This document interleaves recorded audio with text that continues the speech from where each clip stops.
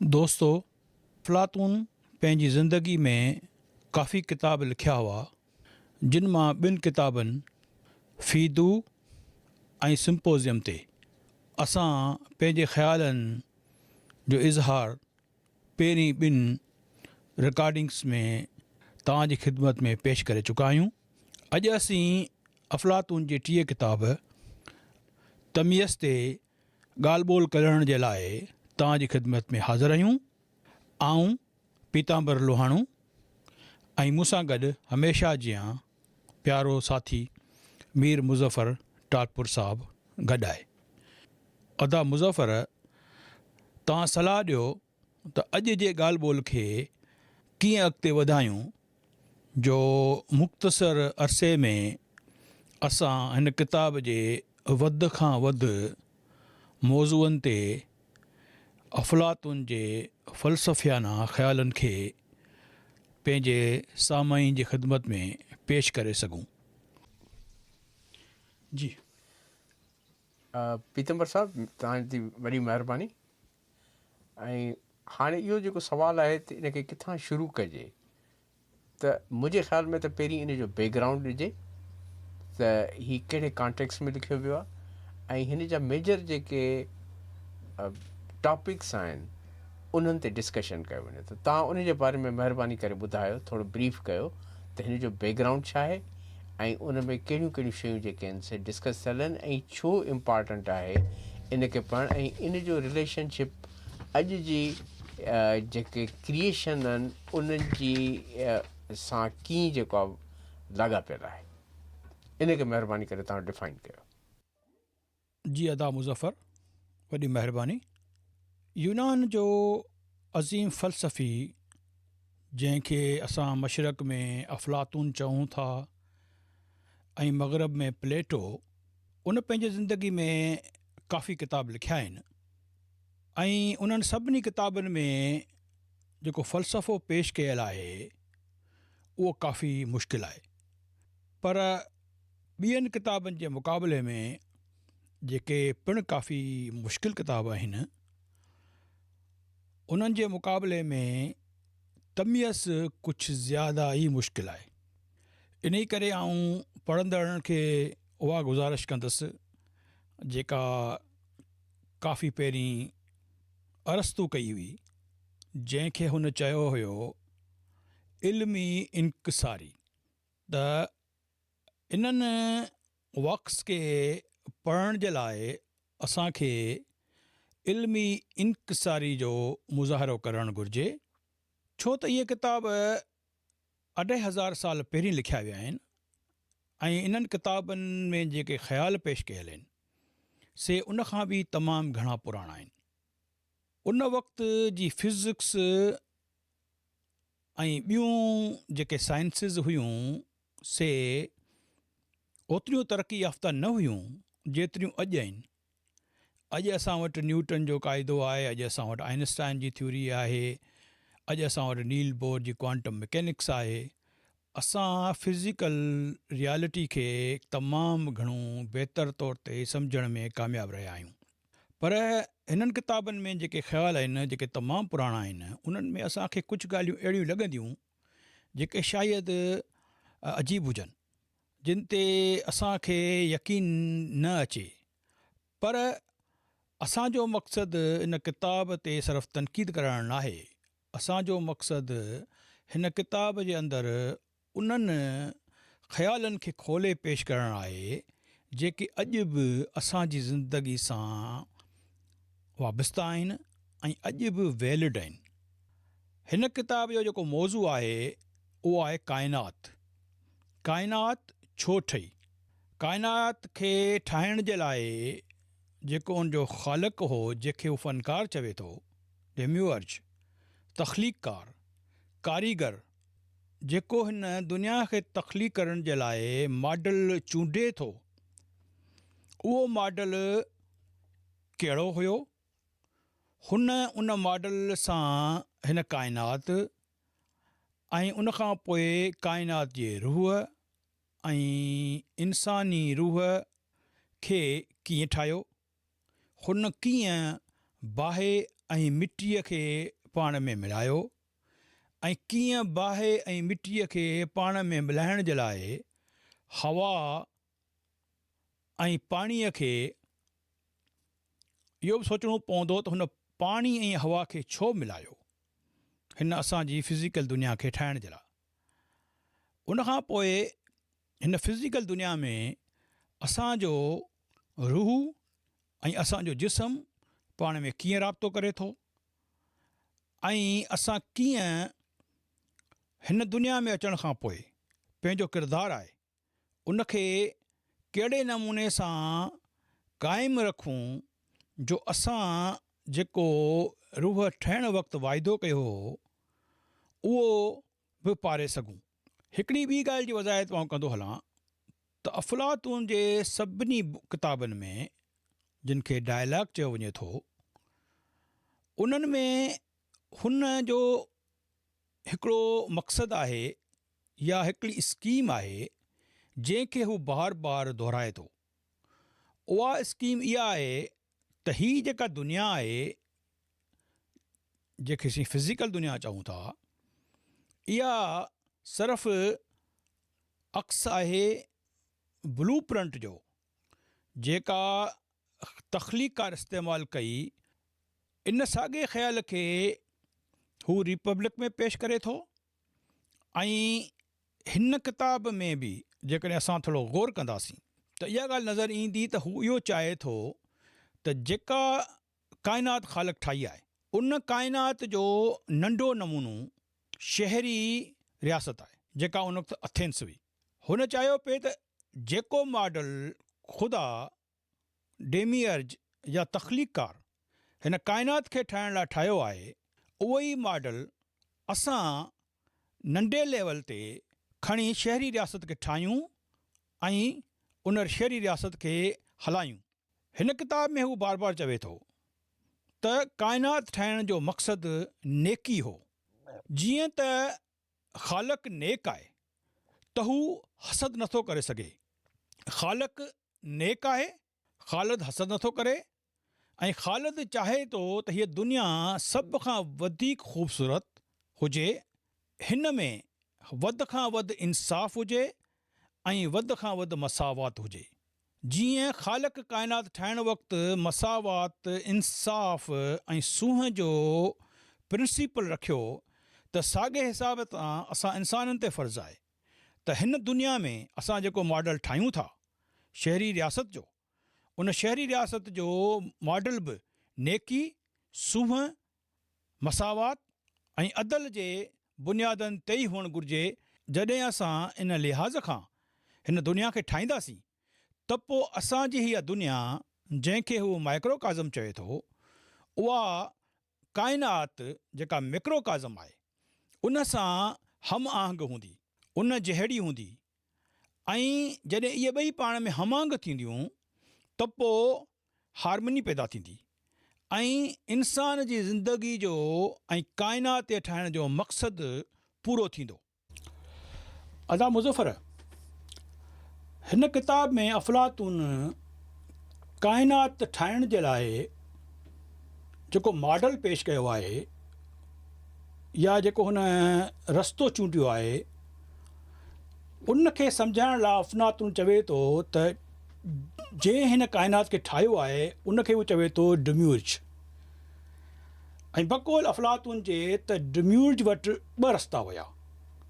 हिकिड़ो रस्तो इहो हो त हू बीइंग मां काइनात खे ठाहे ऐं ॿियो रस्तो इहो हो त बिकमिंग मां काइनात खे ठाहे।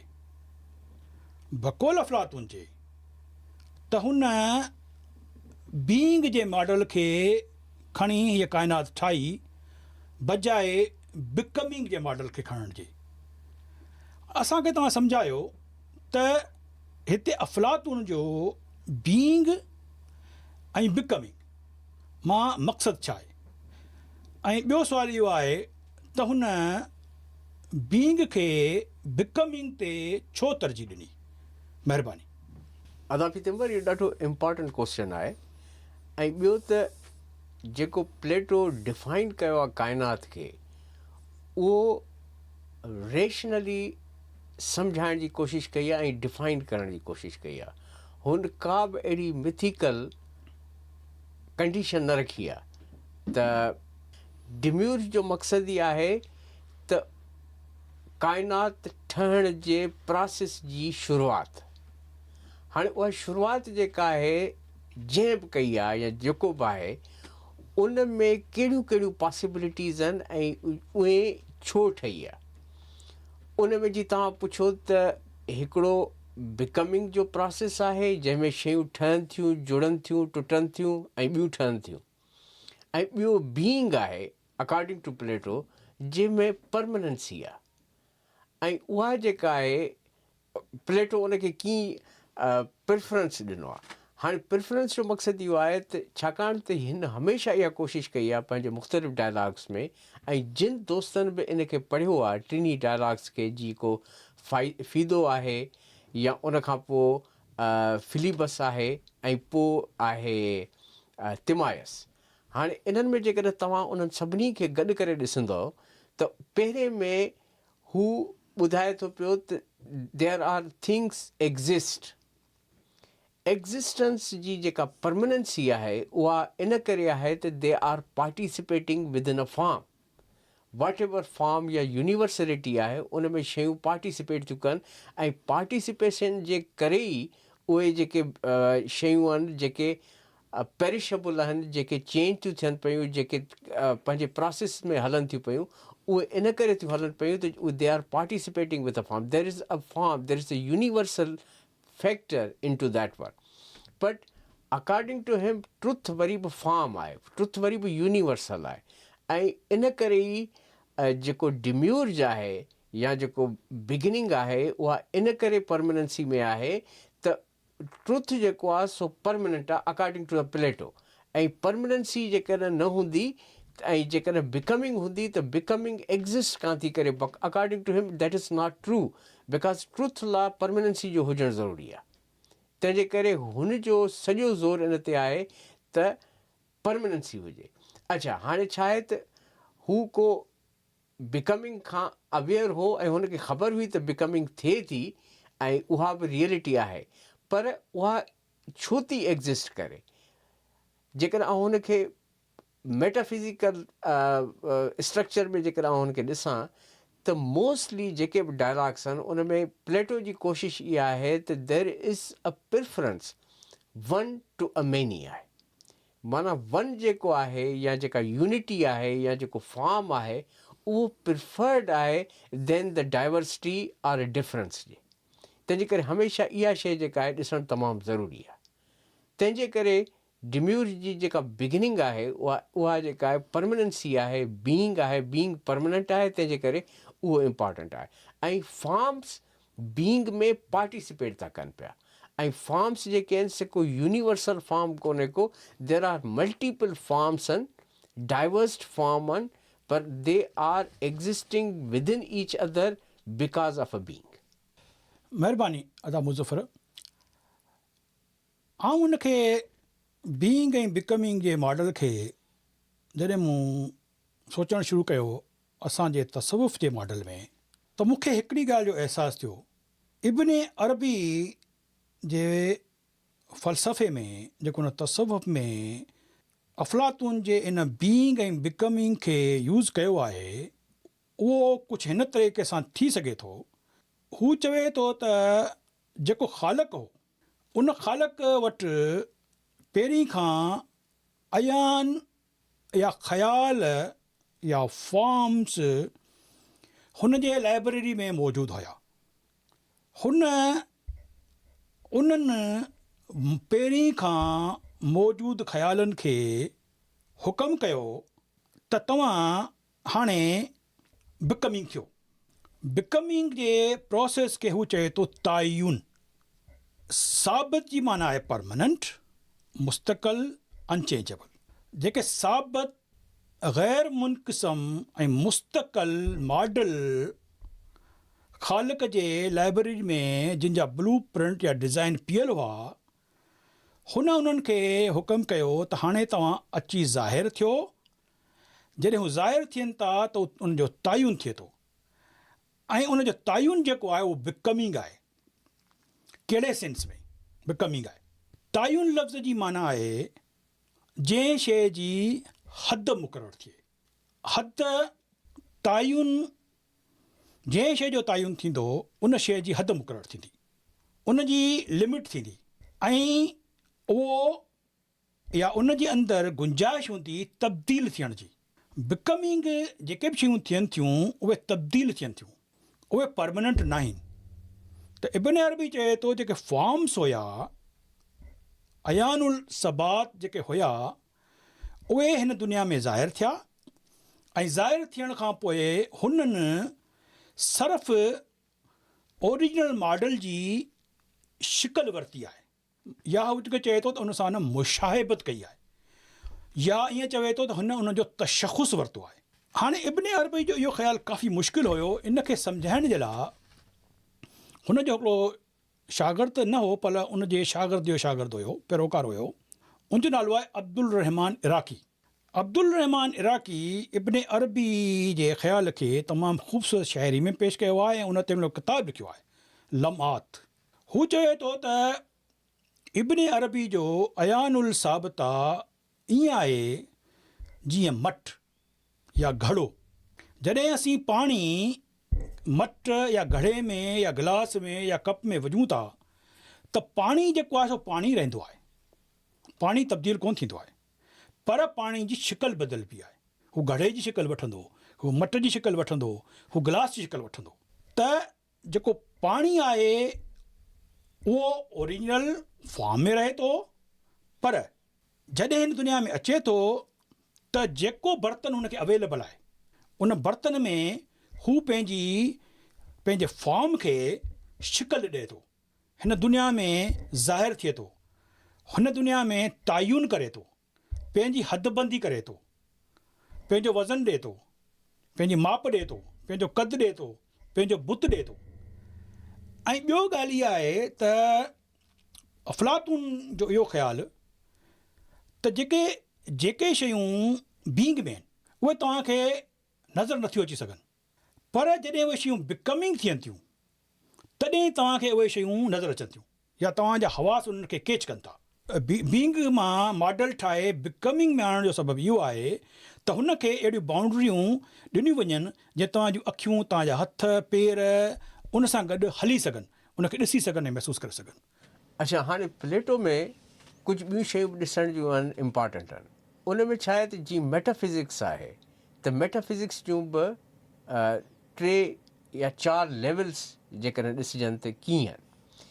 पहिरीं लेवल इहा आहे त the thing means what it is.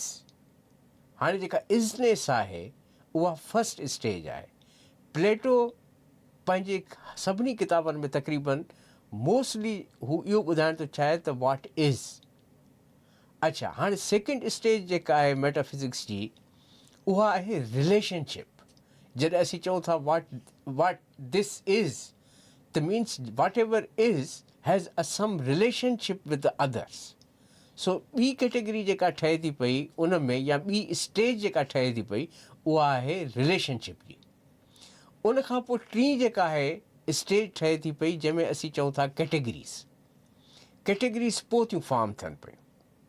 जॾहिं कैटेगरीज़ फॉर्म थी थियूं वञनि पियूं त उन खां पोइ असीं जेके आहिनि फाइंड था कयूं पिया प्रिंसिपल्स। हाणे इहे जेके स्टेजिस आहिनि उहे प्लेटो बेसिकली उहे कैटेगरीज़ हुन वटि कंप्लीटली फॉर्म्ड कोन्हनि के, पर actually they are in the budding stage. Attempt इहो आहे प्लेटो जो त आउं उहे कैटेगरीज़ फाइंड कयां ऐं उन खां पोइ उन्हनि में प्रिंसिपल फाइंड करण जी कोशिशि कयां। अच्छा, हाणे प्रिंसिपल में जेॾी महिल हू ॿुधाए थो पियो त बिकमिंग, बीइंग ऐं जेके पाण में मिली यूनिवर्सल सोल था ठाहिनि पिया, त उन में हू चवणु इहो थो चाहे पियो पंहिंजे यूनिवर्सल फॉर्म जे थ्रू, इहो ई आहे त there is a ratio of things. माना हिकिड़ी यूनिवर्सल आहे, ॿी पर्टिकुलर आहे। पर्टिकुलर ऐं यूनिवर्सल जूं शयूं पाण में हिकिड़े ख़ासि रेशियो सां गॾिबियूं त हिकिड़ी टी शइ ठहंदी, ऐं उहा टी शइ जेका आहे सा आहे यूनिवर्सल सोल, जंहिंमें जेके पर्टिकुलर्स आहिनि उहे पार्टिसिपेट थियूं कनि ऐं यूनिवर्सल रिसेप्टेकल आहे जेको पाण में मिली करे हिकिड़ी टी शइ थियूं ठाहिनि पियूं। हाणे इहे शयूं हू ॿुधाइण जी कोशिशि थो करे पियो through a formation of a काइनात ठही आहे त उन में कीअं रिलेशनशिप आहे। हाणे रिलेशनशिप मां अॻिते हलूं त रिलेशनशिप जेके आहिनि से ॿिनि क़िस्मनि जा आहिनि। हिकिड़ो रिलेशनशिप उहो आहे जंहिंमें असीं शयूं पाण में कंपाउंड करे रखूं ऐं ॿियो जेको आहे उहो आहे रेशो। अच्छा, हिते रेशो खे सम्झणु तमामु इम्पॉर्टेंट आहे। रेशो जी कैटेगरी प्लेटो, अरिस्टोटल ऐं even up to a Hegel ही यूज़ दोज़ कैटेगरी फ्रीक्वेंटली।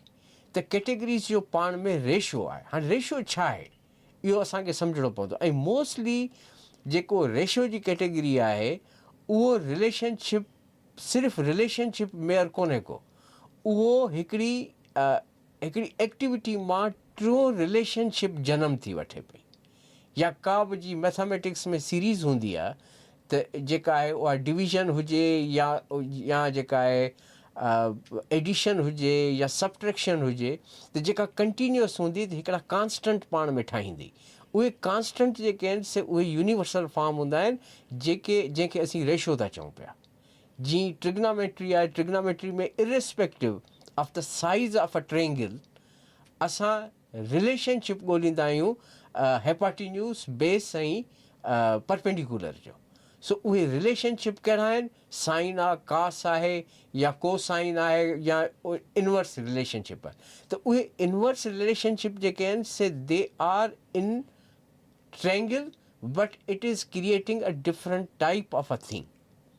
अच्छा, ॿी हिकिड़ी इम्पॉर्टेंट जेका शइ आहे असांखे सम्झणु घुरिजे उहा इहा आहे त रेशो में मोस्टली जेको आहे हिकिड़ो मैथमेटिक्स में यूज़ थींदो आहे फ़ी जो रेशो जेको आहे उहो it's a very common within categories बि आहे ऐं विदिन थिंग्स बि आहे जंहिंखे असीं आम तौर ते गोल्डन रेशो जे नाले सां सुञातो वञे थो।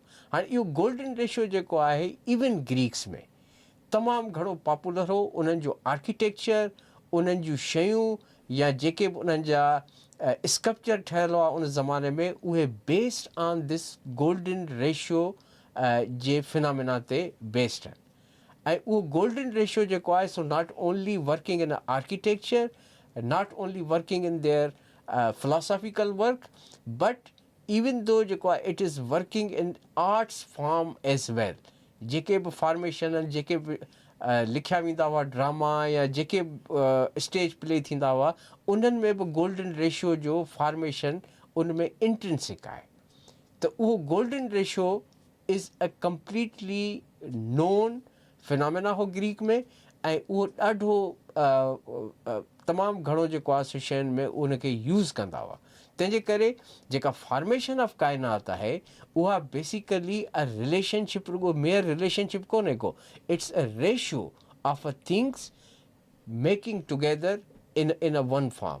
हाणे प्लेटो उन में हिकिड़ी ॻाल्हि इम्पॉर्टेंट थो करे पियो त काइनात जेका आहे सा हिकिड़ो अहिड़ो होल आहे जेको डेम्यूरिज ठाहियो आहे जेको सेल्फ सफिशिएंट आहे, जेको पंहिंजो पाण में पंहिंजी जेको आहे वजूद में हुनखे ॿिए कंहिं शइ जी ज़रूरत कान्हे का। उन में परमनेंसी आहे, दो भले उन में पार्टिसिपेशन हुजे, उन में बिकमिंग हुजे, पर ओवरऑल हू सेल्फ सफिशिएंट आहे। Out of its self he creates and he sustains it's self. ऐं हिकिड़ो कंटिन्यूअस प्रोसेस आहे and that continuous process is creating what the ratio, the constant which is already within that becoming. ज़बरदस्त अदा मुज़फ़र, तमामु बहितरीनु। ऐं हिन में सिर्फ़ु हिकिड़ी ॻाल्हि जी वज़ाहत करणु चाहियां थो त तव्हां जेको लफ़्ज़ होल यूज़ कयो आहे इहो किथे ग़लति न सम्झियो वञे। होल जी माना आहे टोटल। त हीअ काइनात जेका आहे सा टोटलिटी में आहे, पंहिंजे अंदरि टोटल हुअण सां गॾोगॾु उहा सेल्फ सफिशिएंट आहे। ऐं इन करे अफ़लातून जे बक़ौल डिम्यूअर जी जेका काइनात ठाही उनखे हुन गोल रखियो।